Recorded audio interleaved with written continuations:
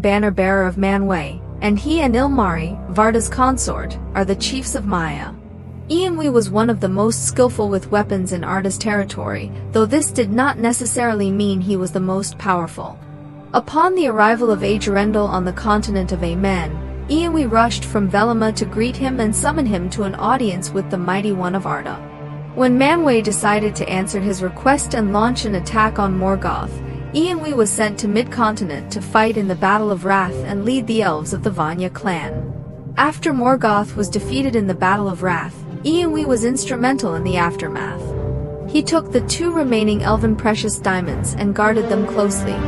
However, the surviving sons of Fëanor infiltrated Eonwë's camp by night and took the precious diamonds.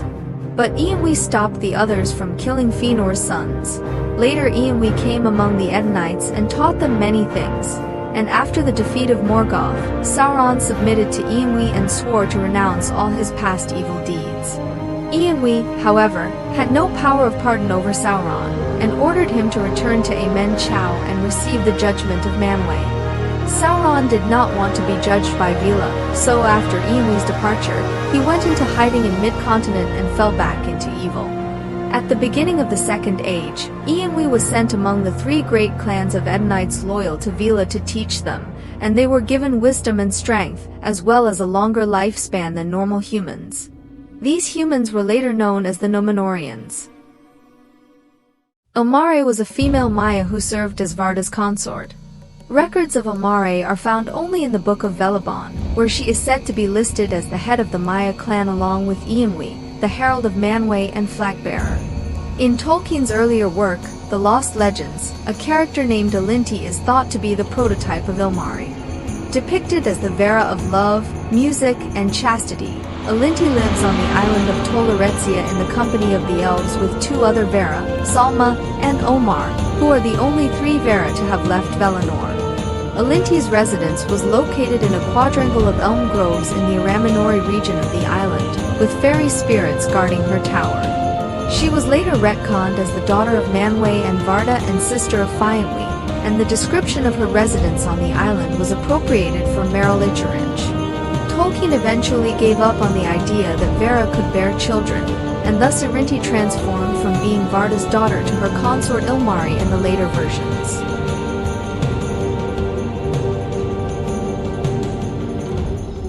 Ossë is a vassal of Uinne and husband of Uinne. He loves the winds of the sea and prefers the shores and islands to the deep. Perhaps because Ossë was once seduced by Mirko, he has a violent and dark element in his soul and often stirs up storms against Uinne's will. He is a friend to sailors, yet they do not trust his recklessness. At the dawn of Arda, Ossë was once tempted to fall by the Mirko, but Uinne, at Ollie's request, convinced Ossë to return to Uinne's service. However, he never completely shook off his preference for berserk behavior.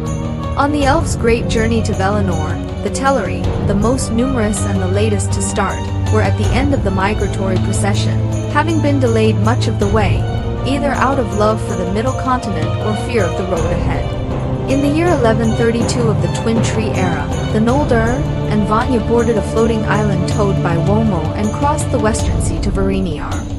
At that time, the Teleri were still stationed along the Galian River. When the Teleri led by Eowyn finally reached the shores of Beleriand, Uinne had already left and they had to rest and wander around the mouth of the Cyrenean River. During this time, Ossë and Uinne accompanied the Teleri, teaching them about the sea, legends, and songs, and forging a deep friendship with them. In the year 1149 of the Twin Tree era, Uinne returned to the Middle Continent to fetch the Teleri across the sea, but Ossë felt a great sadness and did not want to part with his friends. He convinced a small number of Teleri to abandon the journey westward. The elves who remained, with Círdan as their leader, settled in the region of Baelor Bay and Falas on the west coast of Beleriand, and became known as the Falas folk. The following year, those Teleri who were willing to move boarded the floating islands and sailed to Amenland, drawn by Uinne, with Ossë following behind them.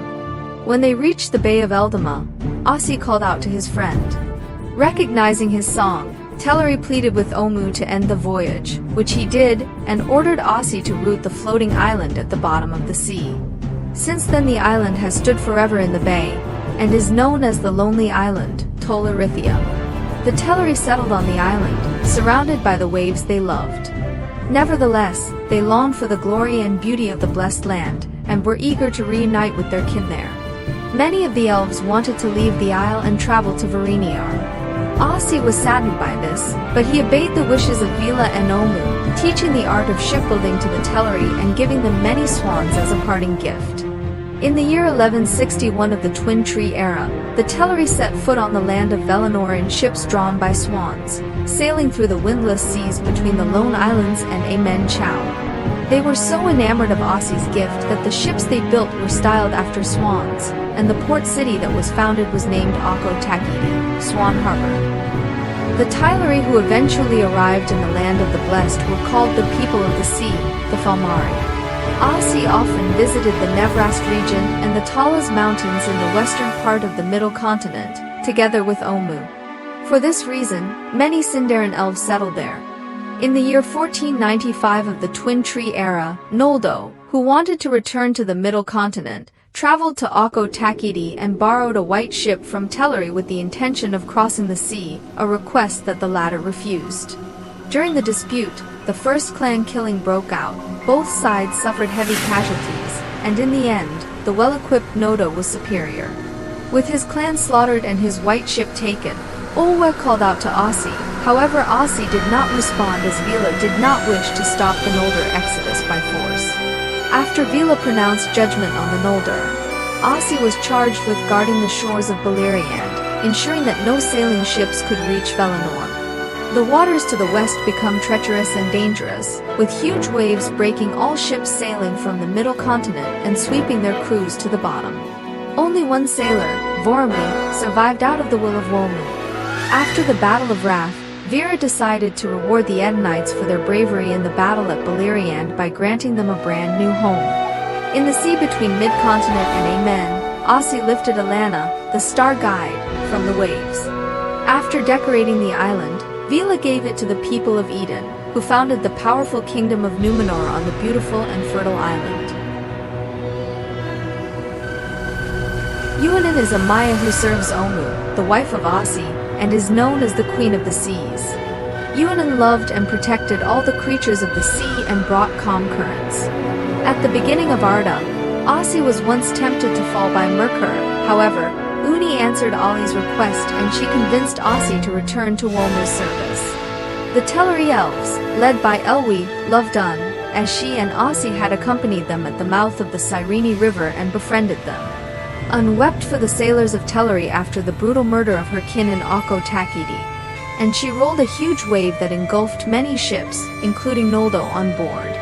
The sailors honored her for her ability to calm the winds and waves brought by Ossë. The Numenorians honored her as they honored Vera. It is said that her long hair stretches over all the seas. Salma was a Maia who served Vera Ugimo.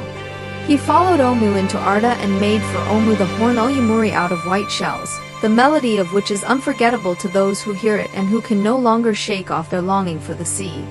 In Tolkien's earlier work, The Lost Legends, Salma is a Vera, a sibling to Eonwë. Salma settled in Belima after following Umu into the world. He often sat under the golden sacred tree Lori's grove and played the harp and lyra, with Omar accompanying his playing by singing in various languages. Salma took part in the attack of the Velis on Milvis, who was entrenched in the fortress of Utumno.